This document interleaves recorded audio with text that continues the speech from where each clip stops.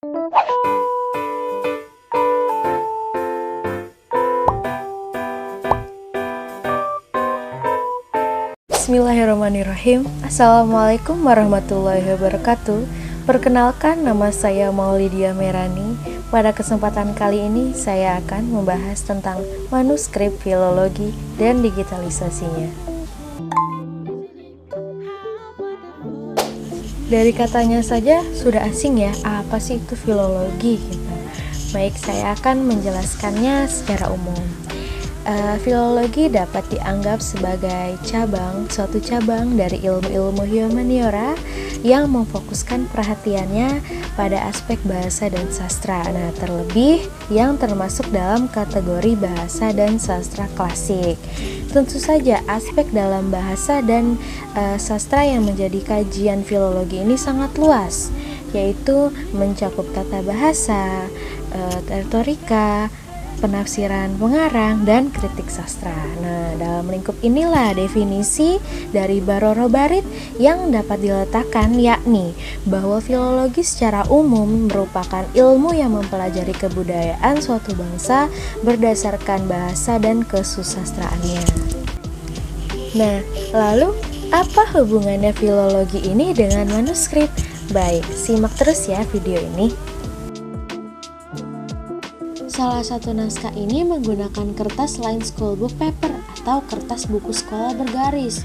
Namun sayangnya naskah ini tidak diketahui pengarangnya. Naskah ini dibuat pada tahun 1800 sampai 1900 Masehi dengan tinta berwarna hitam dan menggunakan bahasa Arab dan pegon. Secara fisik dalam tulisan naskah ini kelihatan jelas, namun dalam keadaan kertasnya terlihat agak lapuk, berwarna coklat, agak kekuning-kuningan. Bahkan ada yang robek di pinggiran kertas sehingga membuat tulisan yang mendekati pinggiran kertas itu tidak terbaca. Itu adalah salah satu contoh naskah yang ada di dalam Dreamsea. Mungkin itu saja seputar dari filologi dan manuskrip. Lalu, bagaimana ketika kita ingin melihat naskah-naskah tersebut? Ataukah kita harus ke daerahnya langsung? Atau gimana gitu? Nah, mungkin teman-teman tuh masih bingung ya, gimana caranya kita bisa melihat naskah tersebut. Untuk menjawab pertanyaan tadi, naskah-naskah tersebut itu telah digitalisasikan. Nah, tujuannya untuk melestarikan bentuk fisik naskah dan menjaga isi informasinya. Nah, digitalisasi naskah itu untuk mengangkat serta mempromosikan kekayaan dan kearifan lokal naskah Nusantara. Baik, bisa diakses melalui website yang ada di sini. Baik, tadi adalah pengertian secara umum mengenai manuskrip, filologi, dan digitalisasinya.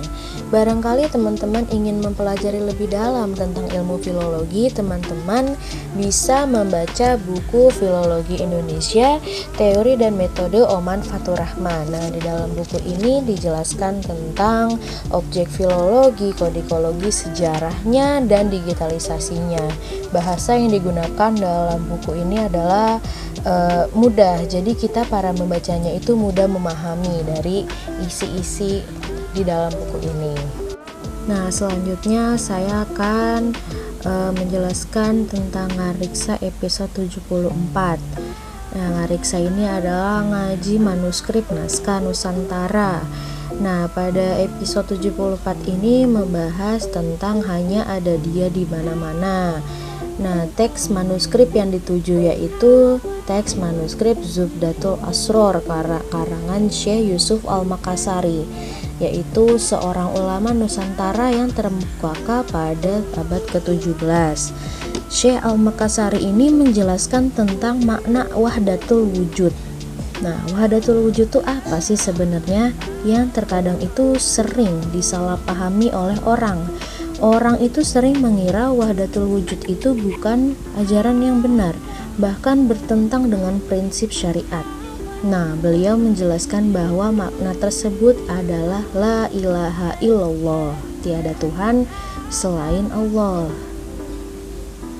Bahwa Allah itu al-awwal, al-akhir, az-zahir, al-batil. Maka dari itu Allah di mana-mana. Nah, kata Abu Bakar As-Siddiq pun, aku pasti kalau melihat sesuatu pasti sebelumnya melihat Allah, selalu mengaitkannya Allah gitu. Maksudnya selalu mengingat keagungannya Allah. Jadi kesimpulannya, kalau ingin selamat dunia dan akhirat, maka jangan jauh-jauh dari makam atau tauhid surah Al-Ikhlas.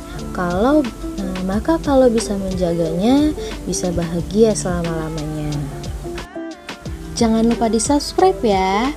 Kajian klasik, kajian asik, menatap masa depan, merawat masa silam. Salam ngariksa. Mungkin itu saja video dari saya. Assalamualaikum warahmatullahi wabarakatuh.